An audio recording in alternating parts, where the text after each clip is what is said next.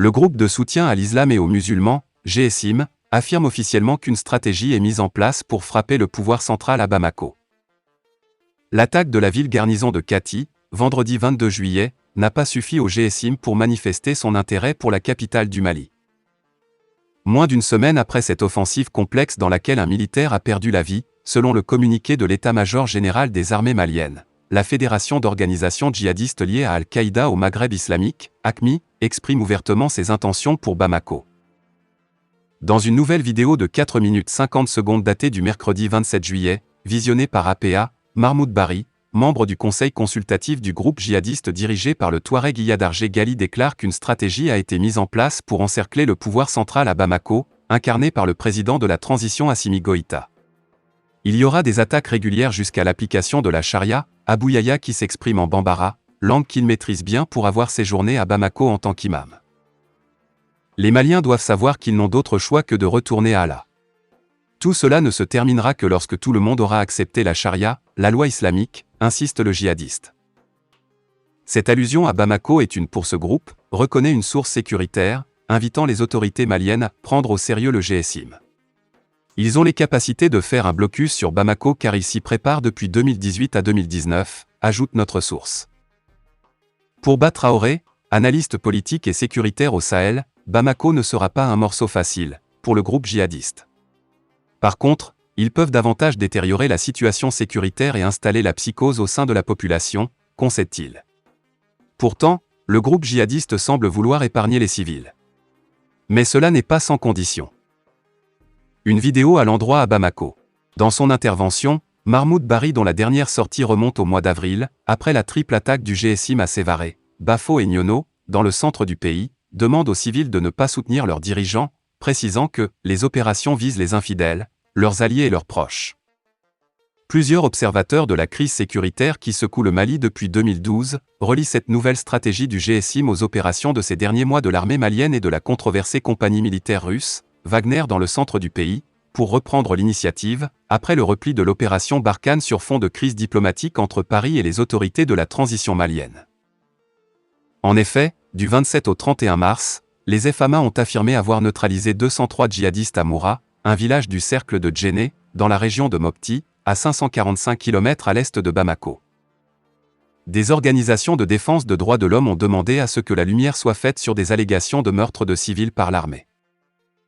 Pour en rajouter une couche, Amadou Koufa, chef de la Katiba du Massina, a remis en cause la version officielle, accusant les autorités maliennes d'avoir ordonné le « massacre de civils » dans ce village, où selon sa thèse, n'étaient présents que 30 djihadistes.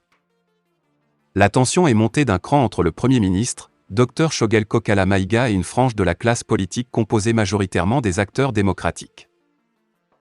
Tout commence lorsque le Premier ministre, au cours d'une rencontre avec certains acteurs politiques, indiquait que pour les prochaines élections présidentielles, les forces du changement, M5 RFP, vont s'unir pour avoir le pouvoir. Ce message de l'actuel locataire de la primature a suscité plusieurs réactions de colère dans le camp de certains partis et regroupements politiques. D'abord, c'est le cadre de regroupement de partis politiques qui a exprimé sa vive indignation, suite aux propos du Premier ministre. Ce regroupement politique de l'opposition, dans son communiqué, demande la démission pure et simple du Premier ministre. Le cadre a été suivi dans le chapitre de communiqué par le parti Yelema de l'ancien Premier ministre, Moussa Mara, et d'autres formations politiques.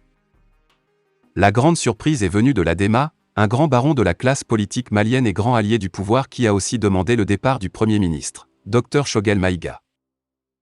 Chacun commente de sa manière ces différentes sorties comme étant des tiraillements de positionnement. Dans les différents communiqués, ces partis politiques expriment leur indignation, suite aux propos du Premier ministre, et l'accusent de ne pas jouer de neutralité. Les partisans du Premier ministre, Dr Choguel Maïga, c'est-à-dire le clan M5 RFP, acquis à la faveur de ce dernier, ont réagi dans un communiqué en apportant leur soutien au patron de la primature. Comme dirait l'autre, l'eau de la marée est troublée, les poissons et les grenouilles se cherchent. Les politiques se battent-ils uniquement pour la conquête du pouvoir ou pour la conservation du pouvoir ? Certains observateurs estiment que le moment était mal choisi pour le Premier ministre de tenir de tels propos, alors que le pays fait face à plusieurs tentatives d'attaque. Ce n'est donc pas le moment idéal aussi de faire des tiraillements, mais plutôt pour jouer la carte de la cohésion et de l'unité afin de faire échec à la démarche de ces bandits armés. Le Premier ministre, Dr Shogel Maïga doit, selon nous, prendre son courage à deux mains pour, au nom de la stabilité du pays, présenter ses excuses à la classe politique. Et mettre en œuvre pour rassembler autour de lui tous les Maliens car c'est cela la mission primordiale d'un homme d'État. Quant aux politiques, ils doivent retenir cet adage bambara qui dit « Si le mur est fendu, les margouillas y entrent ». L'heure de l'union sacrée autour de la patrie a plus que jamais sonné. Cette guerre de positionnement ne fera pas avancer le pays. Dans un communiqué rendu public le 27 juillet 2022, la plateforme Espérance Nouvelle Jijia Cura a annoncé son refus de soumettre un dossier pour l'élargissement du Conseil national de transition. Aussi, a-t-il invité les autorités à renoncer à la rédaction d'une nouvelle constitution. Le groupement politique dirigé par Ousseini Amion Guindo s'est prononcé, à l'issue de sa réunion extraordinaire tenue ce jour mardi 26 juillet 2022, à son siège à Sotuba, sur la clé de répartition et le mode de désignation des nouveaux membres du Conseil national de transition, CNT, le projet de nouvelle constitution et l'AIGE. Les analyses de ces groupements sont sombres sur ces trois sujets.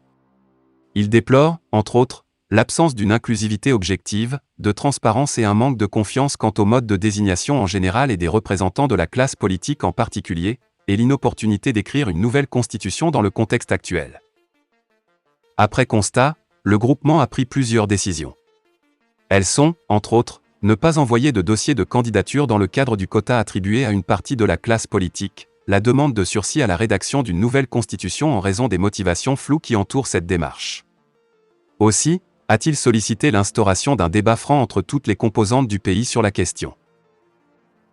Par ailleurs, la plateforme Espérance Nouvelle Jijia Cura dit rester disponible pour accompagner toutes les initiatives de la transition allant dans le sens d'une inclusivité objective, d'un climat social, politique et sécuritaire apaisé en vue d'un retour à l'ordre constitutionnel conformément au chronogramme élaboré par les autorisés de la transition. Il faut rappeler que la plateforme Espérance Nouvelle Jijia Cura fait partie du cadre d'échange des partis et groupements politiques pour une transition réussie. Pourquoi il n'y a-t-il pas un communiqué commun entre les différents groupements et partis membres de cette coalition ? Il existe un consensus dans les milieux intellectuels selon lequel la France a commis des crimes contre l'humanité dans le cadre de sa politique coloniale. Il est bien connu que le colonialisme, considéré dans le monde occidental, notamment en France, comme l'idéologie consistant à aider innocemment les nations socialement, économiquement et politiquement en retard par rapport au monde civilisé, n'est pas perçu comme tel dans les pays africains où il est durement appliqué. Il y a un siècle, cette mouvance recrutait encore des partisans même dans les pays colonisés dans un but de civilisation et de supériorité humanitaire et morale, mais est aujourd'hui considérée comme un crime contre l'humanité, notamment à la suite des crimes commis par la France. Il existe un consensus dans les milieux intellectuels selon lequel la France a commis des crimes contre l'humanité dans le cadre de ses politiques coloniales. C'est aussi un fait qu'un point a été atteint que même les politiciens ne peuvent nier. En effet, les crimes contre l'humanité, dont beaucoup sont enregistrés dans les archives, sont révélés les uns après les autres. Les crimes de la France en Afrique dans un passé récent. Ces crimes se sont poursuivis même à une époque récente.